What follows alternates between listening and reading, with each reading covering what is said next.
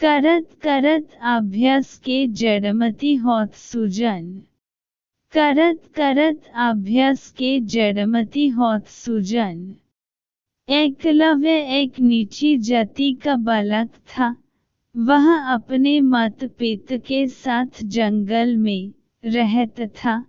वह प्रतिदिन चरे की खोज में अपने पिता के साथ जंगल में जाता था।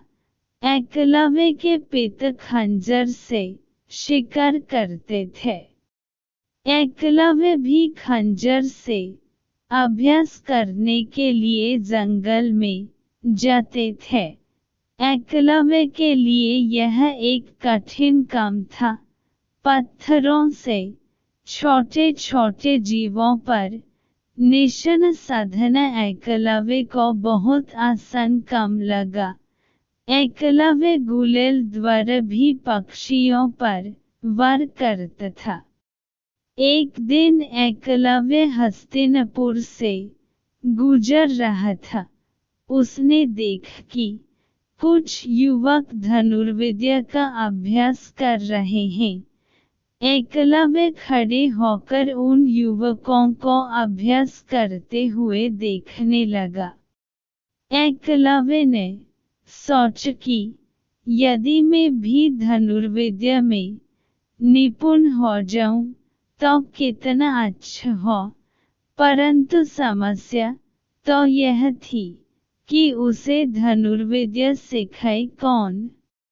एकलव्य क्षत्रिय नहीं था, इसलिए उसे धनुर्विद्या सीखने का कोई अधिकार नहीं था।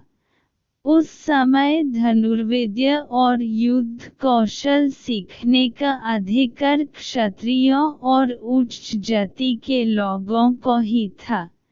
एकलव्य को बहुत दुख हुआ। वह अपनी किस्मत को कोसता हुआ अपने घर आ गया। एकलव्य धनुर्विद्या में निपुणता प्राप्त करना चाहता था। उसकी निशानेबाजी बहुत अच्छी थी। उसने एक खरगोश पर निशाना साधकर उसको एक ही बार में ढेर कर दिया था। उसने गुलेल के एक ही बार में कबूतर के जोड़े को ढेर कर दिया था। एकलव्य अपने मन में सोचने लगा कि यदि मैं धनुर्विद्या में निपुण हो जाऊं तो मैं हिरण आदि पशुओं को आसानी से शिकार बना सकता हूं। धनुर्विद्या की शिक्षा ग्रहण करने में सचमुच ही मेरी जाति बाधक है।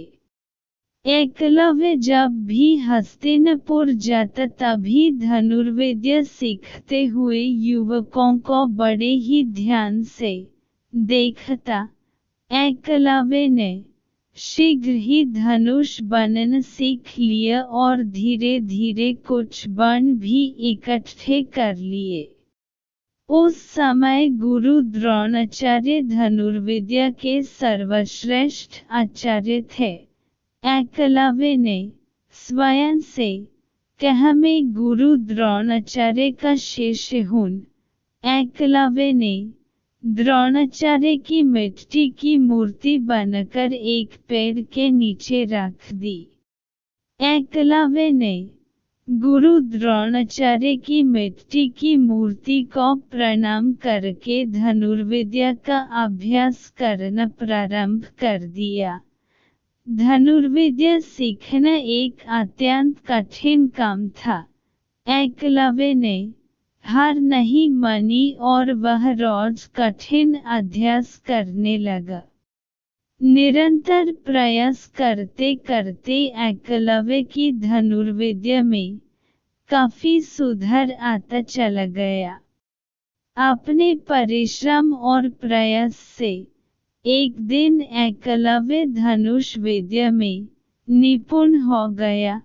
एकलव्य लक्ष्य पर परछाई देखकर ही निशाना साध लेता था।